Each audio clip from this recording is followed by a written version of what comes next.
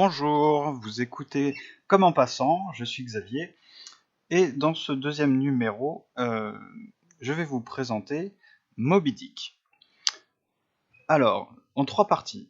D'abord pour vous décrire un petit peu ce qu'est Moby Dick dans la culture populaire, qu'est-ce que Moby Dick évoque dans nos petites têtes, et ensuite on va se pencher un petit peu plus sur le texte pour dire qui l'a écrit, qu'est-ce que ça raconte vraiment. Et dans une troisième partie, une dernière partie, je vous présenterai ma thèse, si on peut dire, en tout cas ce que je pense du texte, c'est-à-dire mon interprétation, mon point de vue, et il y a beaucoup de points de vue sur Moby Dick, on verra pourquoi, mais mon point de vue c'est de dire que Moby Dick est une image de la pensée, c'est comme ça que j'intitule ce deuxième numéro de Comme en passant, c'est-à-dire je l'ai intitulé Moby Dick comme image de la pensée. Donc nous rencontrons, c'est vrai, Moby Dick dans plusieurs lieux, plusieurs œuvres. Il y a eu 11 adaptations du roman de Melville au cinéma, donc des adaptations plus ou moins fidèles au récit Moby Dick, parfois franchement très libres. Je pense notamment au film Edge of the Dragons de Ryan Little, qui se fait passer, enfin, qui se déroule dans un monde médiéval fantastique et où la baleine blanche, donc Moby Dick, on en dit déjà que c'est une baleine blanche, on le sait, et bien dans ce film, c'est un dragon, carrément. La première adaptation, elle date de 1926, c'est un film muet, il me semble, que je n'ai jamais vu, qui s'appelle Moby Dick the Sea Beast, donc la bête, le monstre des mers un petit peu, réalisé par Millard Webb. Il y a John Barrymore dedans. La plus célèbre adaptation, elle s'appelle Moby Dick, elle date de 1956, et elle a été réalisée par John Huston, et Orson Welles y joue le second rôle. Donc en général, quand on parle de Moby Dick, c'est vrai au cinéma, on pense à ce film, mais il y a encore des adaptations assez récentes, que je n'ai pas vues d'ailleurs. Quand je dis assez récentes, c'est genre 2010-2011. Parfois c'est un peu loin du récit, ça raconte le naufrage d'un navire qui avait beaucoup inspiré Melville, parce que je ne l'ai pas forcément dit, mais Moby Dick est un roman de Melville. Mais là, j'en reste, je consacre cette petite partie à Moby Dick dans ce qu'on peut appeler la culture populaire, parce que Moby Dick ne s'arrête pas au cinéma. On, euh, on l'a adapté en bande dessinée, on l'a adapté en feuilleton télévisé. Il y a un feuilleton en trois parties euh, qui date de 1998 que j'avais vu, qui est en couleur, qui est d'ailleurs produit, hein, pas réalisé, mais produit par Francis Ford Coppola, que je trouve assez catastrophique. Mais on va revenir sur cette espèce de jugement là que je livre un peu brutalement. Euh, mais en dehors des adaptations, Moby Dick fait des apparitions. En fait, c'est une sorte de personnage comme ça. On va pas dire mythologique, mais on sent que ça appartient à tout le monde, Moby Dick.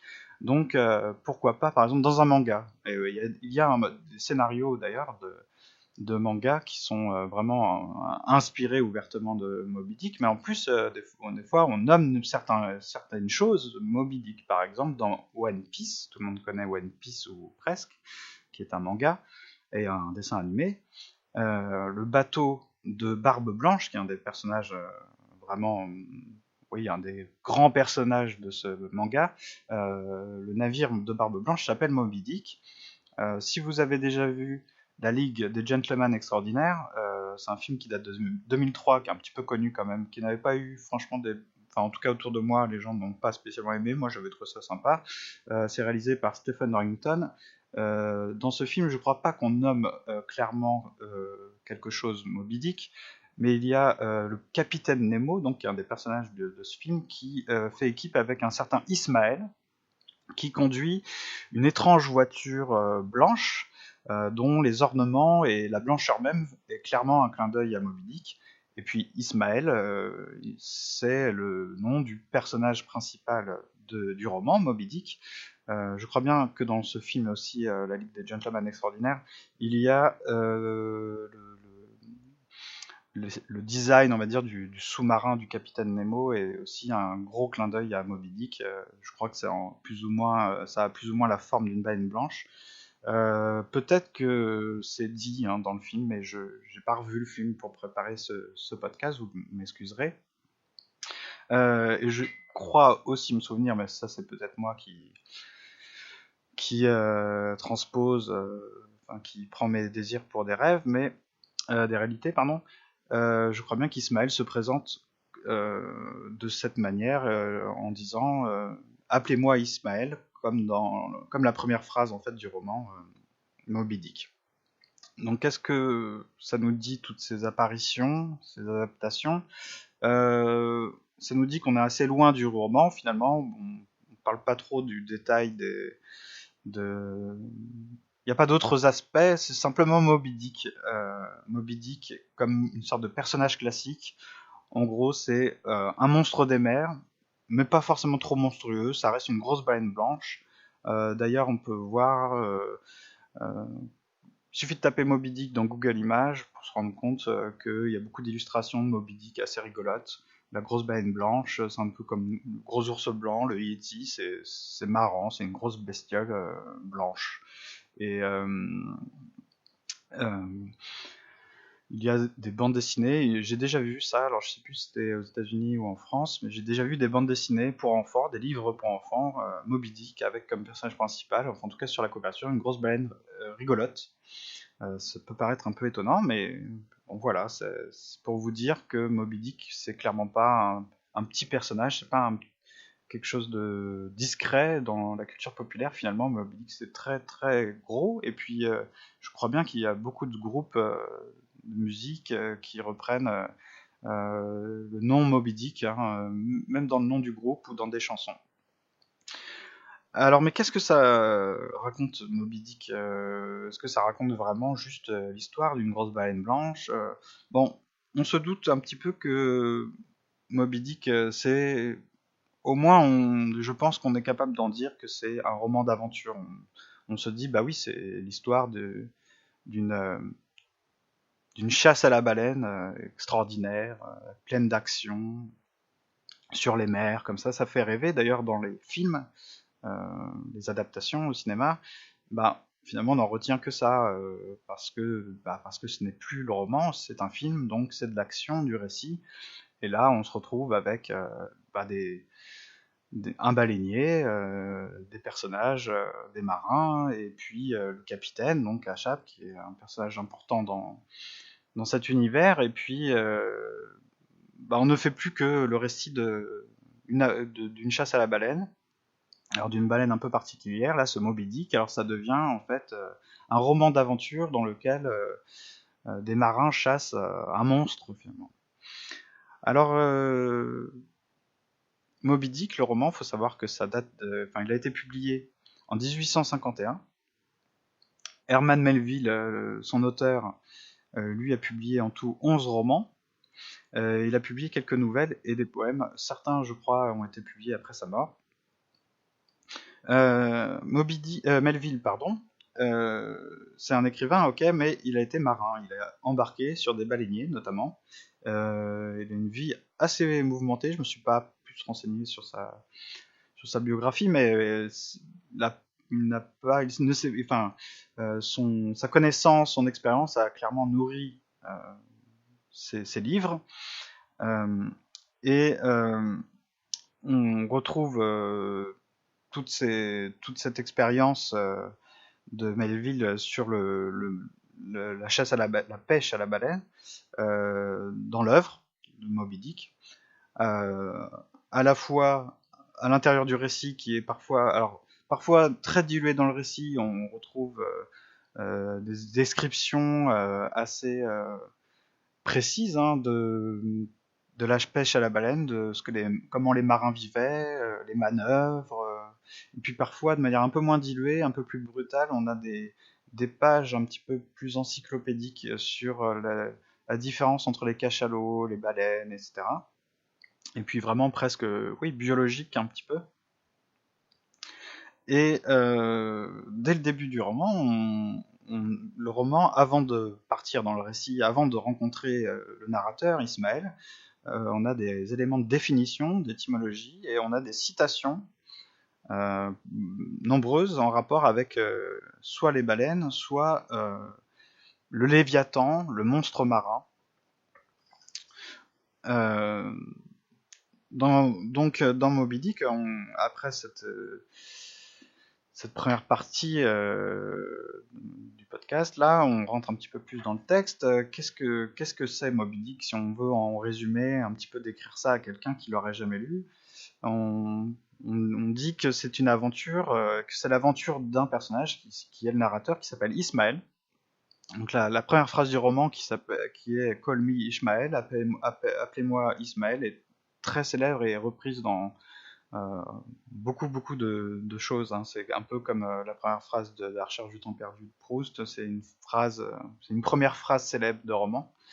Et cet Ismaël, par ennui de la civilisation et attrait pour le grand large, euh, veut embarquer à bord d'un baleinier et il finira par trouver du boulot, du travail à bord du Pécode, qui est un baleinier et qui est commandé par le capitaine Achab.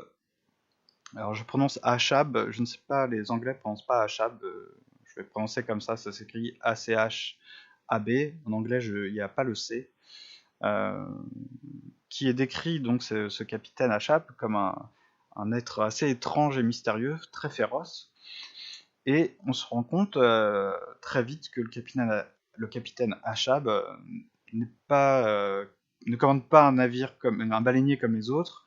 On ne se contentera pas de chasser des baleines, de pêcher des baleines, mais on veut vraiment poursuivre une baleine, la baleine, la baleine blanche, Moby Dick, et que c'est une obsession, une vengeance, une hérésie peut-être.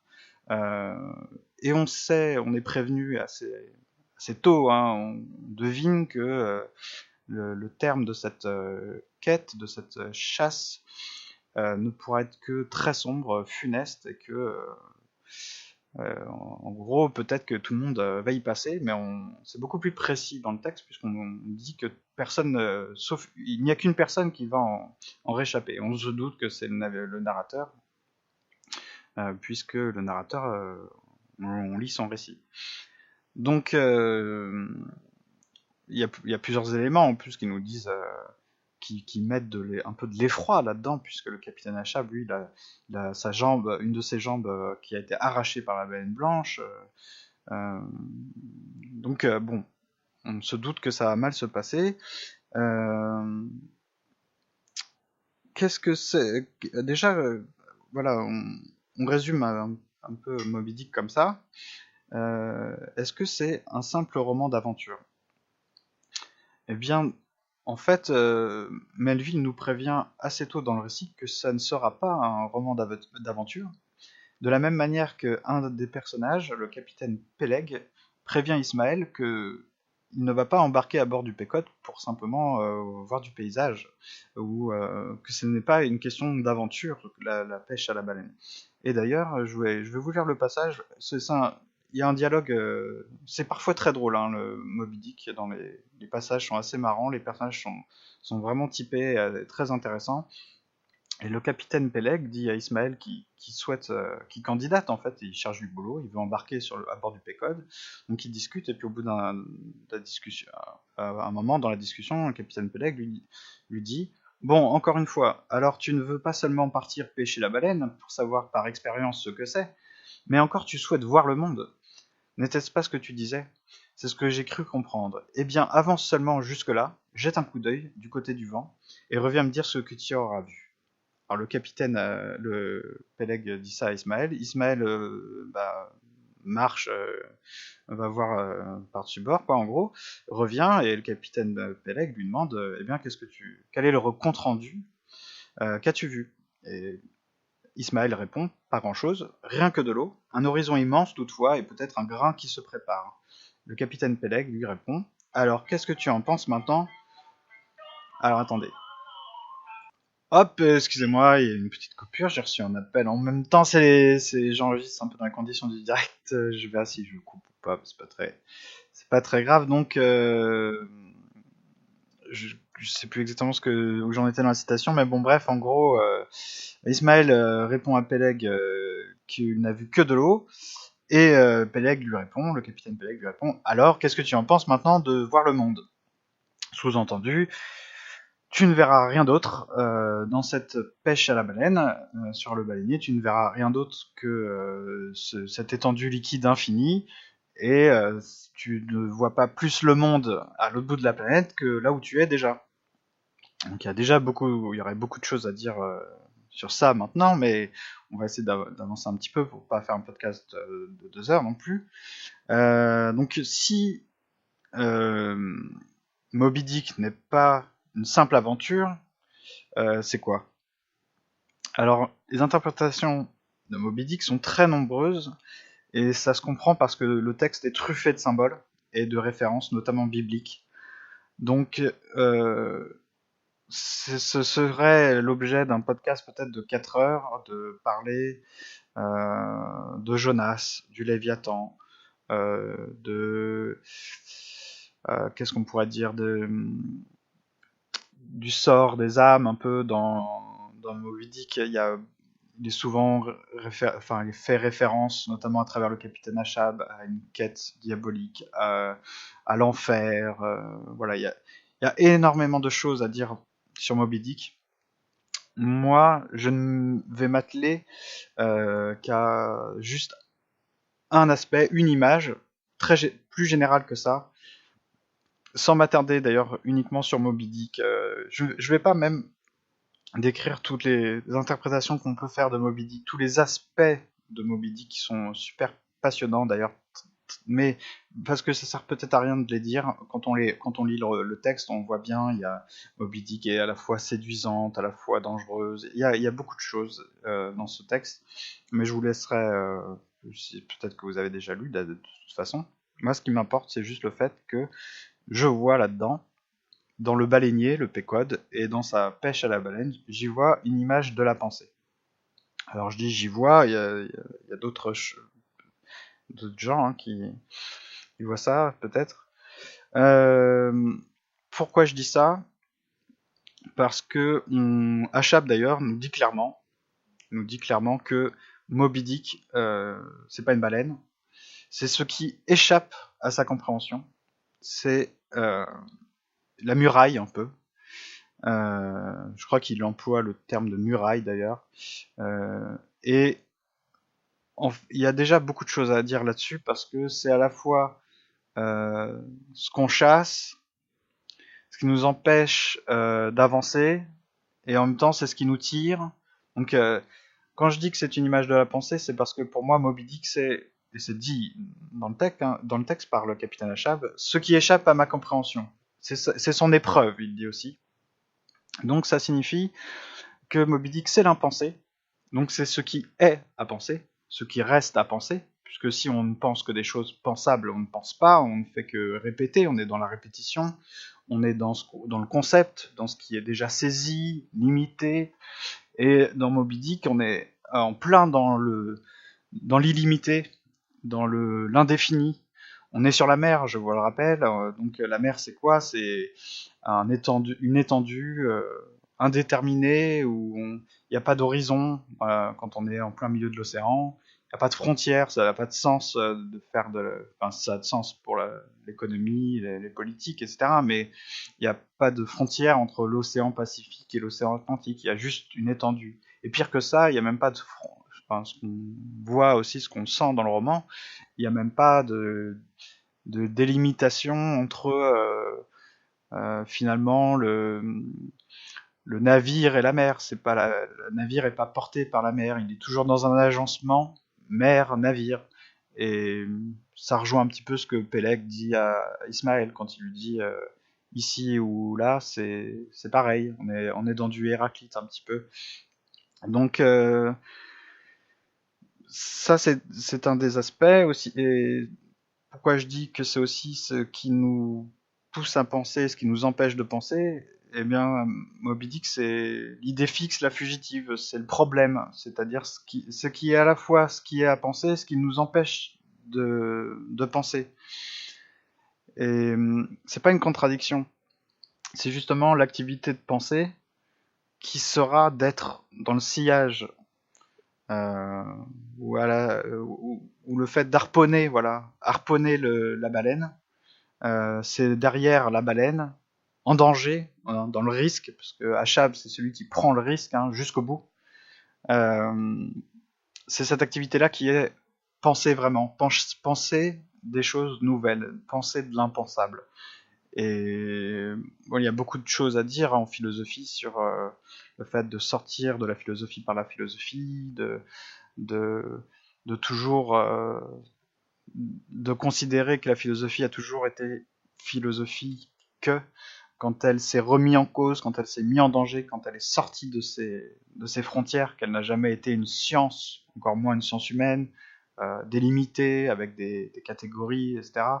Et que ce qui s'est produit de philosophique chez les auteurs, c'est pas tellement le système philosophique lui-même, mais déjà ce qu'il avait de fuite dans son système. Et c'est pour ça que, enfin moi et d'autres, mais ce qui fait que, par exemple, la philosophie, ou que Descartes est un philosophe, c'est pas le cartésianisme, c'est pas le système Descartes. D'ailleurs, c'est marrant parce que Descartes parle des fois de fuite. Alors, on avance un petit peu. Il y a aussi une histoire là-dedans, quand même, dans Moby Dick, de s'orienter dans la pensée. On n'est pas juste dans une démence. On nous dit que c'est possible de s'orienter dans la pensée, dans la recherche de cet impensable, mais que ça oblige l'absence de boussole et de repères immuables. Les vieilles cartes, les vieilles boussoles ne marchent plus. Le capitaine Achab, lui, on le voit, il a un rapport puissant avec la trajectoire et l'orientation. Il brise son sextant, donc l'outil. J'ai retrouvé la citation là. Oui, je te piétine, chétif objet qui pointe faiblement vers les hauteurs, je te brise et je te détruis. Il brise son sextant qui lui permet de s'orienter dans les mers inconnues, vides de repères. Et dans Moby Dick, à la suite d'un orage, les compas sont déréglés, pardon. Ils indiquent le cap opposé. Il y a plein de choses à dire là-dessus aussi. Et Achab fabrique un autre compas. Alors il fait un compas qui indiquera la direction aussi infailliblement que l'autre. Pourtant, c'est vers Moby Dick que pointera le nouveau compas, car l'ancien, en fait, indiquait le retour. Donc penser nécessite de nouvelles cartes et de nouveaux instruments. Il faut déconstruire, oublier pour créer. Et c'est là que moi je vois oui, l'image de la pensée dans Moby Dick, que c'est pas simplement une aventure sur les mers, à la chasse à la baleine. D'ailleurs, Melville se permet des petits clins d'œil au lecteur philosophe. Il y a un passage où Ismaël se met à réfléchir, à penser, quand il voit qu'on accroche au flanc du navire 2 têtes de baleine pour ne plus chavirer. Il pense, il en va de même si nous hissons d'un côté la tête de Locke, qui nous fait pencher à son bord, mais si de l'autre côté nous halons celle de Kant, nous retrouvons l'équilibre. Mais dans quel piteux état? Donc tout ça pour dire que ce que je dis n'est pas complètement n'est pas loin du texte, est parfaitement voulu, je pense, par Melville. Donc voilà, c'était un petit épisode aussi, trentaine de minutes, pour vous livrer un témoignage de lecture de Moby Dick. Si vous avez lu Moby Dick, que vous avez envie d'en parler, de discuter, de commenter, allez sur, j'ai installé un site, un WordPress que vous pouvez trouver à l'URL suivante, commentpassant.fr. C'est pas compliqué. N'oubliez pas les 2 E qui se répètent, commentpassant tout attaché.fr. Vous y retrouverez les podcasts, bien sûr, les numéros que je publie sur Digipod, et puis à chaque fois assorti d'un petit article qui décrit un petit peu ce qui se passe dans le podcast audio. Si j'ai le temps et surtout aussi l'envie, l'intérêt de publier d'autres articles hors des podcasts, je le ferai. En tout cas, si vous pensez à d'autres textes ou à d'autres choses, si vous n'êtes pas d'accord déjà, vous pouvez le dire. Vous pouvez dire que je raconte n'importe quoi sur Moby Dick parce que vous l'avez étudié à la fac également avec un prof meilleur que ce que j'ai eu ou je ne sais quoi. Mais allez-y, on discutera tranquillement. Si vous avez d'autres textes, si même carrément vous voulez participer à tout ça, n'oubliez pas que j'aimerais bien avoir des invités, hein, soit comme on dit IRL, soit on s'arrange sur Skype ou je ne sais quoi, pour parler d'autres choses. Et encore une fois, cette autre chose, c'est pas forcément un grand classique. Là, pour l'instant, bon, j'ai fait le premier numéro sur un auteur classique, mais bon, je me suis penché sur un texte qui n'est pas vraiment hyper connu. Hein. Le Bal de Sceaux, c'est pas le roman de Balzac le plus connu. Moby Dick, c'est très connu, mais comme tout ce qui est très connu, souvent c'est méconnu. Donc c'est pour ça que je voulais avoir au moins cette interprétation, tout en disant attention, il y a d'autres manières de lire Moby Dick, et puis il y a surtout beaucoup plus à en dire, puisque je vous ai dit, hein, il y a des symboles partout, c'est très long comme roman, enfin je pense, je sais plus, oui, quand je le regarde devant moi, j'ai pas regardé les pages, le nombre de pages, mais ça veut rien dire, mais c'est un long roman. C'est un long roman, et mais encore une fois, ça peut être complètement différent. Je vous ai dit que je ferais peut-être un épisode sur un jeu vidéo. Je pense à GTA, mais ça pourrait être autre chose. Ça pourrait être sur le genre des jeux d'exploration spatiale. Ça pourrait être vraiment autre chose. Et vous, peut-être, avez une idée aussi bonne, voire meilleure que mes idées à moi. Faut pas hésiter. Si le formulaire de contact ne marche pas sur le site, vous pouvez m'envoyer un mail.